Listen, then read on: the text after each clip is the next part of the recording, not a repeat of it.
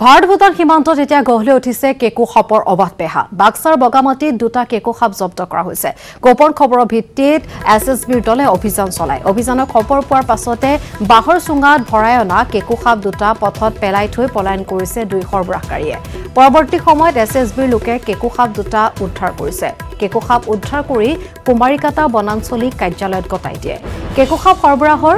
আৰত এটা বৃহৎ চক্ৰ জড়িত থকাৰ সন্দেহ কৰিছে আৰক্ষীয়ে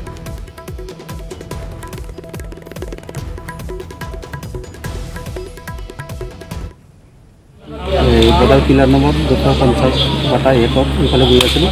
তেতিয়া দেখোন আমি অকণমান যাওঁতে মানুহ দুটা মানে আহি আছিলে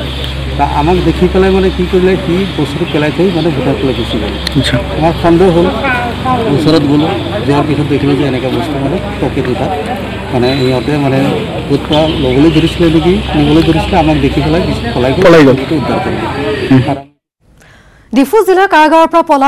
পলায়ন কৰা কয়দীজনৰ নাম হৈছে কাংবুৰা ৰংফাৰ হত্যাৰ গোচৰ যাৱজ্জীৱন কাৰাদণ্ডেৰে দণ্ডিত আছিল কাংবুৰা ইতিমধ্যে ঘটনা সন্দৰ্ভত ডিফু সদৰ থানাত কাৰাগাৰ কৰ্তৃপক্ষৰ ফালৰ পৰা এফআইআৰ দাখিল কৰা হৈছে কাংবুৰা ৰংফাৰৰ ঘৰ পশ্চিম কাৰ্বি আংলং জিলাৰ বৈঠালাংছু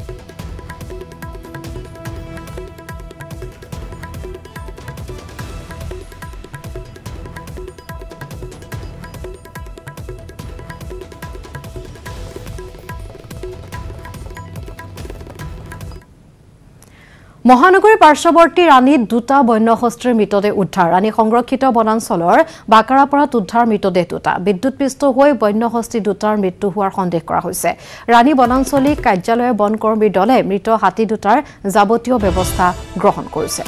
পুনৰবাৰ জনা বিচাৰিছো দুটাকৈ বন্যহস্তীৰ মৃত্যুৰ ঘটনা পোহৰলৈ আহিছে উদ্ধাৰ কৰা হৈছে ৰাণীত দুটা বন্যহস্তীৰ মৃতদেহ ৰাণী সংৰক্ষিত বনাঞ্চলৰ বাকাৰাপাৰাত উদ্ধাৰ হৈছে মৃতদেহ দুটা বিদ্যুৎপৃষ্ট হৈ বন্যহস্তী দুটাৰ মৃত্যু হোৱাৰ সন্দেহ কৰা হৈছে ৰাণী বনাঞ্চলিক কাৰ্যালয়ত বনকৰ্মীৰ দলে মৃত হাতী দুটাৰ যাৱতীয় ব্যৱস্থা গ্ৰহণ কৰিছে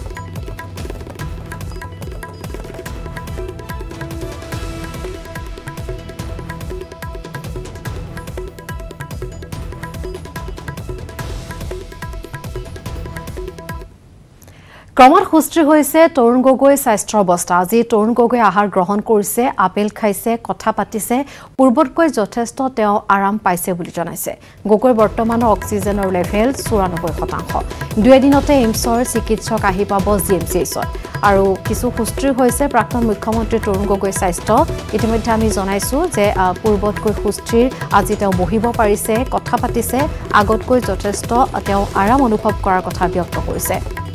আৰু অক্সিজেনৰ লেভেলৰ কথা ইতিমধ্যে জনাইছে চিকিৎসকে অক্সিজেনৰ পৰিমাণ বৰ্তমান 94 দুই দিনৰ ভিতৰত এইমছৰ চিকিৎসকো আহি উপস্থিত হ'ব জিএমচিএইচ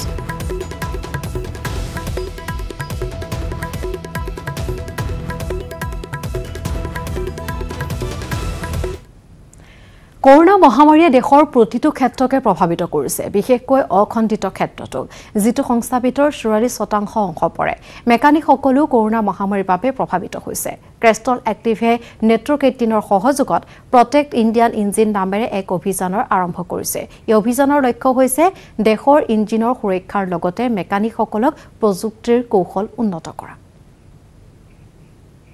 दो पहिया वाहनों की दुनिया का सबसे बड़ा निर्माता है और साथ ही उनकी सर्विस के लिए बड़ी संख्या में मैकेनिकों को रोजगार के अवसर प्रदान करता रहा है हालांकि देश भर में हुए लॉकडाउन ने इन छोटे पैमानों के लाखों मैकेनिकों के भविष्य को अंधे कुएं में धकेल दिया परेशानी यही है कि लॉकडाउन के बाद तो काम चला ही नहीं है बिल्कुल भी जैसे लॉकडाउन थोड़ा बढ़ने लगा खुलने लगा तो वैसे ही सहज काम भी सही होने लगा लेकिन अभी भी प्रॉपर तरीके से काम भी इतना अच्छा नहीं है जो होना चाहिए इसी सिलसिले में जागरूकता बढ़ाने और छोटे पैमाने के मैकेनिकों को सपोर्ट करने के लिए नेटवर्क 18 ने कैस्ट्रॉल एक्टिव के साथ मिलकर प्रोटेक्ट इंडियाज इंजन कैंपेन को लॉन्च किया देश के इंजन की सुरक्षा और मैकेनिकों के तकनीकी कौशल को उभारने की पहल ताकि हम उन्हें एक बेहतर कल दे सकें As mechanics resiliently look to get back on their feet, Castrol India and Network 18 present Protect India's Engine, a joint initiative to empower India's mechanic community to navigate through these difficult times and be better equipped to restart their business. Castrol Active will aim to invest up to rupees 50 lakhs to towards upskilling initiatives for mechanics. Just like our mechanics who protect our bikes, let's now do our bit to protect them and help them to keep moving ahead. I think India has the largest number of two-wheelers on road, and keeping them running is this army of unsung heroes, our mechanics. So personally, I don't think there could be a better title for this campaign, because as I see it, it is our mechanics who are the real engines of this country. They keep our engines protected and help us keep moving ahead non-stop.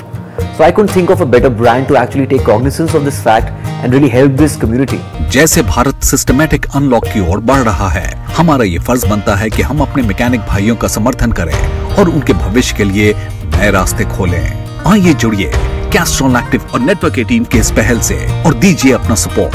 Protect India's engine campaign को। रुक मत चल तू